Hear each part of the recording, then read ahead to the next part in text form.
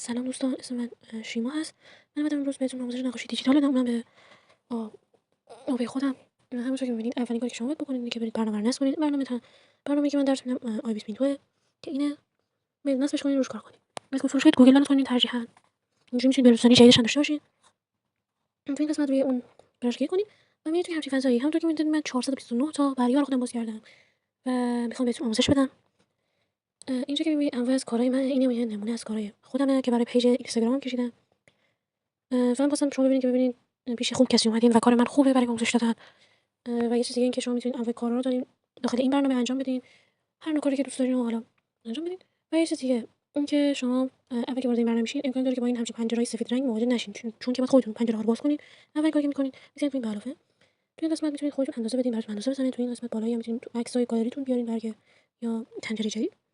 این قسمتا که اینجوری فینش داره رو حتما برای خودتون بگیرید، دانلود کنین، توی پنجره باز کنین برای خودتون بزنید، چون مثلا اینا که نداره بی‌کیفیت میشه کارتون و اینا رو استفاده نکنید. قسمت هم باز می‌تونید آچار بیارین و 5 بیارین. این قسمت مال هم اندازه هاست. اینی که مال مانهوا کار کردن و چیز مثلا کمی کشیدن و اینا خوبه. البته چون با گوشی دارم کار می‌کنم برای من خیلی بی‌کیفیت می‌کنه، پس اگه از نظر مالی مشکلی ندارین آیپد بگیرین و کار گرافیکی بالایی بگیرین چون خیلی خوبه. مثلا خودتون بدبخت نکنین. بعد یه چیز دیگه اینه که اینجا می‌تونید انیمیشن کار کنید، روی اینا بزنید. اول من اینو بعداً توضیح میدم. اول میام توی این قسمت رو این کلیک می‌کنم و من همه کارم با همینه. روش کلیک می‌کنم، میاره صفحه برام باز می‌کنه، یه همین صفحه‌ای رو بهتون نشون میده. واسه یه چیزی هم که بهتون بگم اینه که من می‌خوام سرعت صدا رو خورده برم بالا، چون نمی‌خوام زیاد طول بکشه حرف زدنم. همینجوری برای آپلود کردن زمان زیادی می‌بره، برای همین می‌خوام کمتر کنم. اینجا که براششه که اولین کارا رو می‌بینید کوچیک بزرگش کنین. اینجا که پاک می‌تونید کوچیک بزرگ کنین. می‌خواید براشتون رو برگردونین، کارتون رو برگردونین، رو این دو تا فلش کلیک کنین، می‌تونید دو تا دست دو تا انگشتم بزنید رو صفحه براتون میاره. این قسمت مال تنظیمات انواع براشه. تو این قسمت هم می‌تونید لایه جدید باز کنین، اول لایه. می‌تونید لایه رو با این قسمت کوچیک بزرگ کنین. چه به علاوه داره اینجا. کوچیک بزرگ کنین، انواع کارا می‌تونید باش انجام بدین، شکلش رو تغییر بدین. می‌تونید کل لایه رو با هم مچ کنین، می‌تونید این ور اون کنین کل لایه رو، خود لایه رو. می‌تونید کپیش کنید تو این قسمت، می‌تونید دیلیت کنین با ثبت اشغال. و اینکه می‌تونید کل لایه رو برعکس کنین و این ور کنین. می‌تونید باز رو علاوه کلیک کنین، لایه‌های جدید باز کنین. کپی رو می‌تونید بکنید از کل لایه، از یه لایه به اون لایه. همونطور که می‌بینید من وقتی روی لایه کار می‌کنم لایه پایینی اصلا تکون نمی‌خوره. به خاطر اینکه لایه‌های زیاد باز می‌کنم این اتفاق میفته. همچنین تو کارتون معمولا خیلی لایه باز کنید چون به کارتون میاد.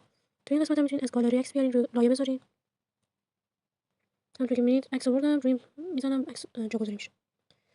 و اینکه می‌تونید از سطل رنگ استفاده کنید تو این قسمت. می‌زنید روش سطل رنگ اینجا، می‌تونید راحت بزنید اش استفاده کنید. دو تا کار می‌تونید باهاش بکنید، اینکه رنگ انتخاب کنید از این قسمت. یه رنگ بزنید کلشو، می‌تونید رنگ‌ها هم پاک کنید. اینجوری. تو این قسمت هم کلا رنگ داره، رنگم می‌تونید اینجا بکشید ذخیره کنید. هوای رنگ داره، می‌تونید هر رنگی رو که دلتون می‌خواد برای خودتون داشته باشین. و اینکه می‌تونید متن ایجاد کنید برای خودتون بنویسین. انگلیسی، فارسی، انواع فونت داره. فونت‌ها رو باید دانلود کنید، تو این قسمت فونت بزنید دانلود کنید. دانلود میشه براتون. هنگ کرد. هنگ کرده. اینقدر بدم هنگ می‌کنه. یه موقعی که زیاد کار می‌کنی که یه دفعه می‌ری توی کار دیگه معمولا این اتفاق میفته.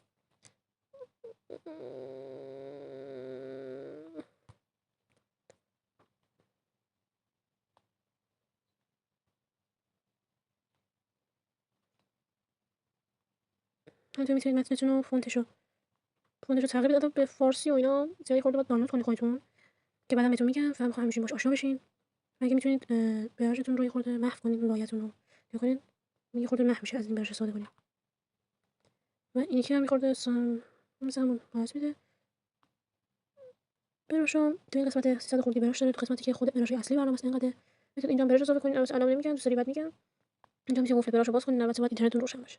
خب همه چی رو بهتون گفتم، امیدوارم خوشتون اومده باشه و کانال منو سابسکرایب کنید، نظراتتون بگین. این به عنوان اولین پست یوتیوبمه، پس لطفا حمایت کنید، نظرتون حتما بگین و بگین چی نیاز دارین که من بهتون جواب بدم یا ویدیو بسازم. و خدا نگهدارتون.